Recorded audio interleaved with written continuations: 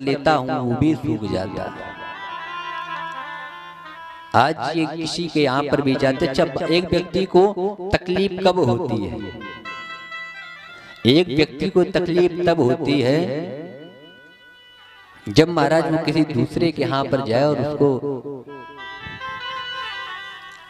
निपुत बोल दिया जाए, निपुत बोल दिया जाए तो व्यक्ति को बड़ी तकलीफ होती है।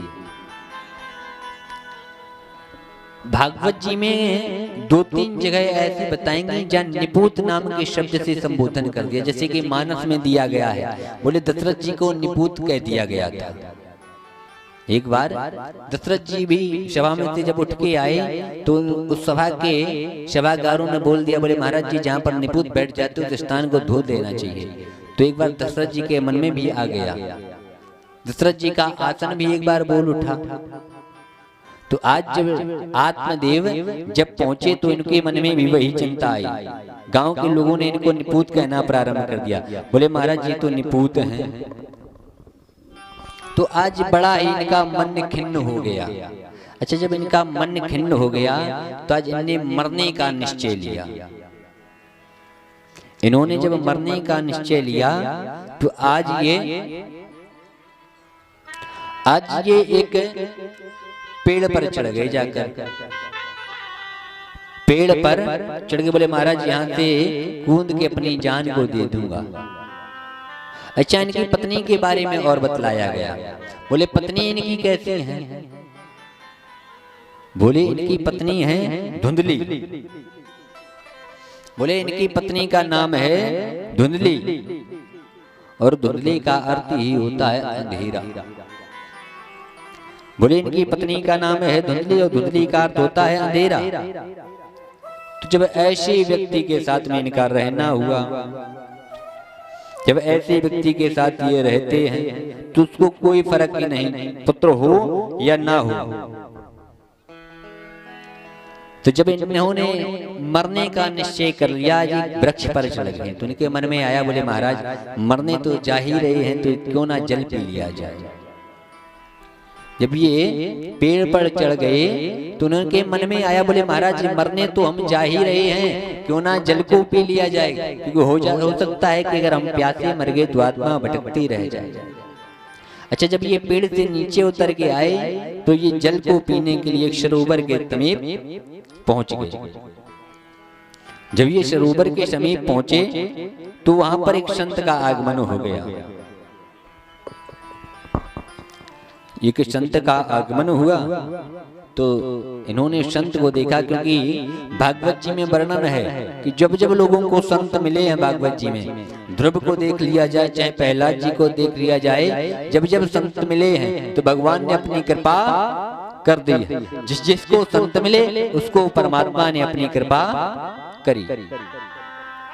आज ठीक इसी प्रकार जब आत्मदेव नीचे उतरे। अच्छा, आत्मदेव तुंगभद्रा नदी क्या है महाराज, और आत्मदेव क्या है?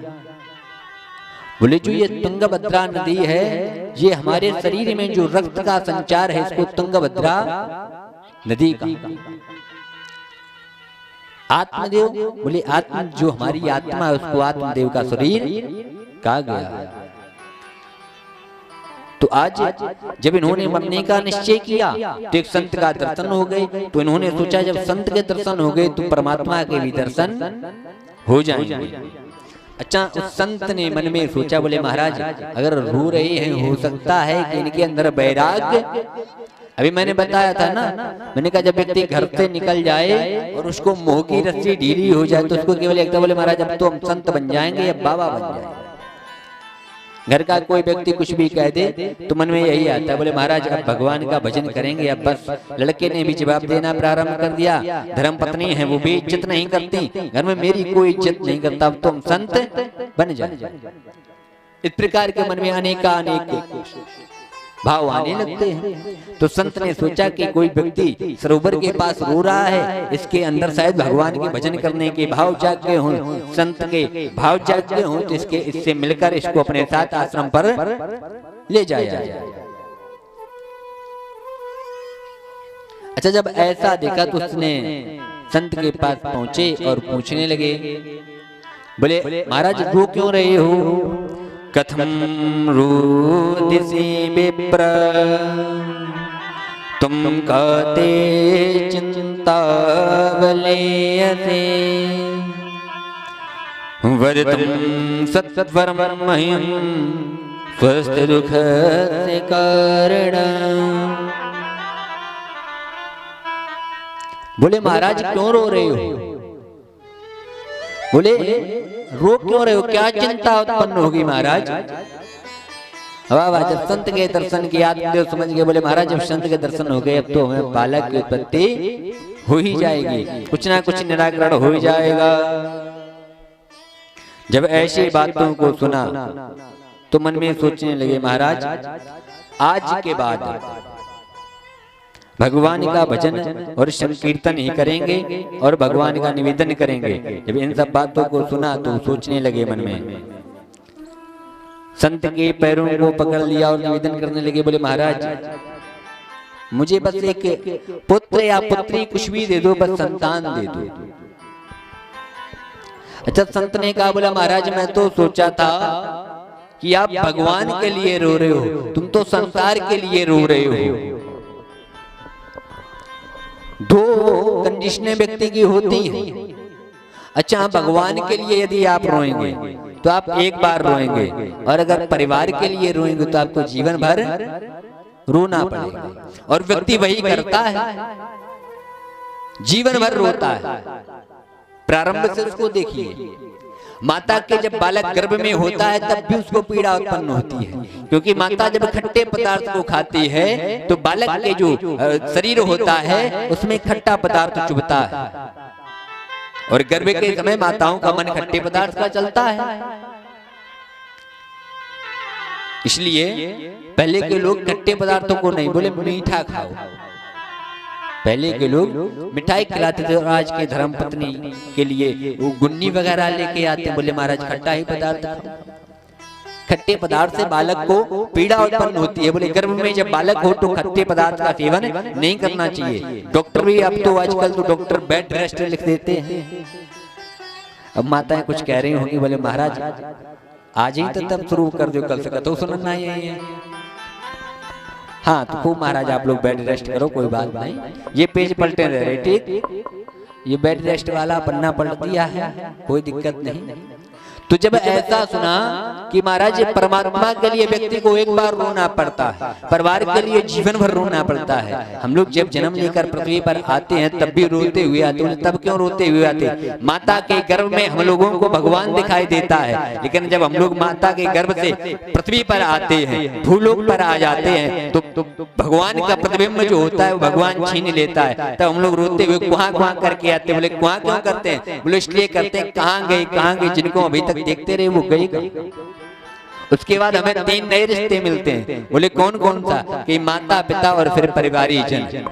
उसके बाद हमको दो माता और पिता का रिश्ता। अच्छा, हम लोग जानते हैं कि यही हमारी माता है या यही हमारे पिता है? नहीं, बोले हमको जन्माया जाता है। बोले ये माता है और ये पिता, ये हमको एक रिश्ता मिलता है, एक परिवारी जन का रिश्ता मिलता, भाई बंधु बहन सखा मित्र फूफा बुआ मौसा मौसी, अनेक रिश्ते मिलते हैं। उनसे भी हमें पीड़ा उत्पन्न होती है। हम लोग जिससे भी अपना दिल लगा लेंगे उससे पीड़ा उत्पन्न हो जाएगी, क्योंकि मनुष्य की जो चित्त है वो चित्त जिसमें लग गया, वो चित्त अगर लग गया तो फिर वो चित्त चिता का काम करता है प्रभु। अगर चित्त लगाना है तो श्याम सुंदर में लगाओ ना। किसी विद्वान ने बहुत ही सुंदर कहा, बोले श्याम सुंदर अब तो हम आशिक तुम्हारे हो गए, तुम हमारे हो ना हो पर हम तुम्हारे हो गए। अच्छा ये बताओ, कभी किसी व्यक्ति ने किसी से ये पूछा है कि आप हमें चाहते हो? आपने कभी अपनी मम्मी से पूछा, मम्मी आप हमें चाहती हो? नहीं चाहती। क्या माँ चाहती नहीं है? चाहती है। मैं अपना निजी जीवन बताऊं तो अगर माँ को अधिकांश, तो मैं खैर अपनी बहन के पास रहता हूँ, घर पे नहीं रहता हूँ। कार्यक्रम में जब भी मैं आऊँ और अगर मेरी दीदी को पता पड़ जाए कि आज मैं आ रहा हूँ, फोन पे बता देता हूँ, बंदा कथा ब्राह्म होगी 16 को घर आऊंगा, तो भले ही रात के 12 बज जाए, हम अगर घर पे पहुंचे गेट बजा नहीं पाएंगे, गेट खोल दिया जाएगा। आगे रात के 12 बजे मैं कितना भी मना करूं कि अब मैं चाय ही नहीं पीऊंगा, भोजन भी नहीं करूंगा करके आया, लेकिन फिर भी जो एक ममता होती है ना, ममता बड़ी प्रबल होती है। उनको ऐसा लगता है, बोले महाराज पता नहीं खाया हो ना खाया हो, पानी मिला हो रास्ते में ना मिला हो। अच्छा, घर से जब हम लोग जाते हैं, कहीं कोई भी व्यक्ति जॉब के लिए जाता है, तो घर से 3 फोन अधिकांश जाते हैं, 3 फोन अधिकांश जाते हैं। यदि आप कुंवारे हैं, शादी नहीं हुई, तो माताजी फोन करेंगे, बहन फोन करेंगी और भैया फोन करेगा। भैया कब फोन करेगा? बोले भैया आपकी तनख्वाह अगर आ गई हो तो थोड़ा रुपया डाल दो। अच्छा, बहन कब फोन करेगी? बोले भैया रक्षाबंधन आ रही है, आप आ नहीं रहे हो। अच्छा, माँ कब फोन करेगी? वो तब फोन करेगी उसने, बेटा भोजन किया तुमने? अच्छा, माँ का सबसे पहला प्रश्न होता है, बोले ठीक हो, भोजन किया? माँ का क्या ममता है तुमसे, चित लगा है उनका तुमसे। अच्छा, तुम्हें कुछ हो जाए तो क्या माँ को तकलीफ नहीं होगी? क्योंकि चित्त है, ये जो चित्त है ये बड़ा ही खराब है, चित्त को नहीं लगाना चाहिए। तो आज जब उनके संत जी के आत्मदेव ने जब पैर को पकड़ लिया तो उनसे कहने लगा, बोला महाराज हमको एक बस बालक या बालिका कुछ भी दे दो, अगर आप हमें कुछ नहीं दोगे तो हम अपने शरीर का त्याग कर देंगे, आपके सामने अपने सिर पटक पटक के अपने प्राण का त्याग कर देंगे और एक ब्रह्म हत्या आपको लग जाएगी। संत जी ने निवेदन किया, बोले महाराज आहा, कहाँ हम जा रहे थे भगवान भजन करने को, और कहाँ इसके चक्कर में हमने सोचा कोई भगवान का भक्त रो रहा है, भगवान के लिए रो रहा है, लेकिन ये तो संतान के लिए रो रहा है, इसको भगवान की आवश्यकता नहीं। ऐसा संत ने सोचा मन में, बोले महाराज अगर ये मर गया तो एक ब्रह्म हत्या लग जाएगी, हम भगवान का भजन करने जा रहे हैं, उससे भी हमें दूर होना पड़ा। अच्छा, संत ने एक फल दिया, बोले ये फल ले जाओ और ये फल अपनी पत्नी को खिला देना। बोले इस फल को जब आप अपनी पत्नी को खिलाएंगे तो भगवान की विशेष कृपा होगी, आपको संतान की प्राप्ति हो जाएगी। जब ऐसी बात को सुना तो आत्मदेव ने कहा, ठीक है महाराज, हम इस फल को लिए जा रहे, अपनी धर्मपत्नी को खिला देंगे तो हमें संतान की प्राप्ति हो जाएगी। तो कहा हाँ, इस फल को ले जाइए, आप इसको अपनी पत्नी को खिला दीजिए, आपको भगवान की संतान की उत्पत्ति हो जाए। अच्छा, आत्मदेव जब उस फल को लेकर आए, संत के द्वारा फल दिया गया, आत्मदेव उस फल को लेकर आए, अपनी धर्म पत्नी को फल दे दिया। हम लोग भी यही करते हैं। अच्छा, आत्मदेव फल क्या लेके आए? कोई सेब, केला, अमरूद, अंगूर का प्रसाद या फल लेके नहीं गए। बोले क्या फल लेके गए? अच्छा, उन्होंने जब फल दिया तो फल को कहाँ रख दिया गया? बोले इलवारी में। धुंधली ने फल को नहीं खाया, धुंधली ने फल लिया और इलवारी में रख दिया, शेप में रख दिया। आजकल की भी यही कंडीशन, हम लोग फल लेकर जाते हैं, माताएं बहनें उसको इलवारी में रख देती हैं। आजकल हम लोग कौन सा फल लेके जाते हैं? बोले गीता, रामायण और भागवत जी की पुस्तक को हम लोग लेके जाते हैं, लेकिन उसको बंद करके इलवारी में रख दिया जाता है, उसको कभी कोई पढ़ने की चेष्टा नहीं करता। जो ज्ञान रूपी फल है उसको कोई पूछ नहीं रहा, बस बंदी रखी है, उसका कब आवश्यकता पड़ती है? बोले जब गांव में अखंड रामायण होगी तो रामायण को खोल दिया जाएगा, जब भागवत होगी तो अगर पंडित जी अपने साथ भागवत जी का पुराण नहीं लेके आए तो अपनी पुराण दे दी। बोले गीता जब कभी साल 2 साल में कभी मन हो गया तो उसको खोल के देखा और 2 मिनट पढ़े, उसके बाद बोले अब मन नहीं लगा। जो ज्ञान रूपी फल है उसको हम लोग पढ़ना ही नहीं चाहते, उसको हम लोग स्वीकार ही नहीं करते। तो बोले इसी प्रकार आज धुंधली को जब आत्मदेव ने फल दिया कि फल को भक्षण कर लीजिए, खा लीजिए, उसने उस फल को रख दिया और फल को रखने के बाद मन में अनेका अनेक द्वेष आने लगे, क्योंकि उसका जैसा नाम था वैसे ही तो काम करेगी। जब उसका धुंधली नाम था तो वैसे ही काम करेगी। धुंधली का अर्थ होता है धुंधो अज्ञानी कलहे चलनाती यशा धुंधली। बुलिश का नाम है जो अशांति से रहे, कलह में रहे, उसी का नाम है धुंधली। एक संत जी हमारे वृंदावन में, हमारे पूज्य सद्गुरुदेव भगवान एक कहावत कहते हैं, बोले महाराज कलिकाल में ऐसे ऐसे मनुष्य हुए जिन्होंने कभी सीधे चलना ही नहीं सीखा, कभी सीधे नहीं चले। कुछ लोग गांव में भी होते हैं, अधिकांश एक आध गांव में तो ऐसे लोग मिल ही जाते हैं जो कभी सीधे नहीं चलते हो। अगर आप उनसे पूरब की कहो तो वो पश्चिम को चलते हैं। बोले एक बार एक गांव में हम भी पहुंचे कथा के लिए, तो वहां देखा एक माता श्री उल्टी चलती थी।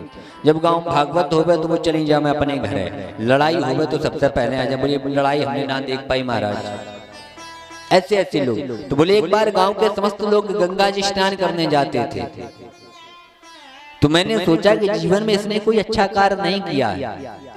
गुरुजी हमारे एक कहावत कहते थे, बोले महाराज एक ग्राम में दो व्यक्ति रहते थे, धर्म पत्नी के साथ उसका पति बड़ा परेशान, उससे अगर दाल बनाने की कहो तो वो आलू बनाएगी और आलू बनाने की कहो तो दाल बनाएगी। महाराज जब ऐसी कंडीशन देखे तो उसके पति ने सोचा, बोला महाराज गंगा जी नहा, अगर हमने अपनी पत्नी से कह दिया कि हम गंगा स्नान करने जाएंगे तो वो नहीं जाने देगी। अच्छा बोले फिर क्या करें? बोले वो हमेशा उल्टा सोचती है और उल्टी चलती है। बोले फिर एक उपचार है। बोले उपचार क्या? बोले एक काम किया जाए।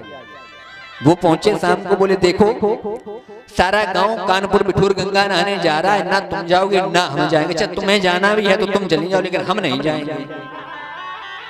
तुम खूब गंगा नहाओ, हमें ना लेके जाना। अच्छा गंगा नहाने तुमने, जब पूरा गांव जा रहा है तो तुम हम ना जाए। बोले ना ना जाना है तुम जाओ, मैं नहीं जाऊंगी, मैं नहीं जाऊंगा, तुम चली जाओ। अपनी पत्नी से बोला। पत्नी ने कहा अच्छा अब तो तुम्हें भी जाना पड़ेगा। बोले देखो खूब जाओ, रुपए आप दो, मैं नहीं दूंगा। अच्छा मैंने उन्हें रुपये आपको ही देने पड़ेंगे, किराया जो लगेगा वो आपको देना पड़ेगा।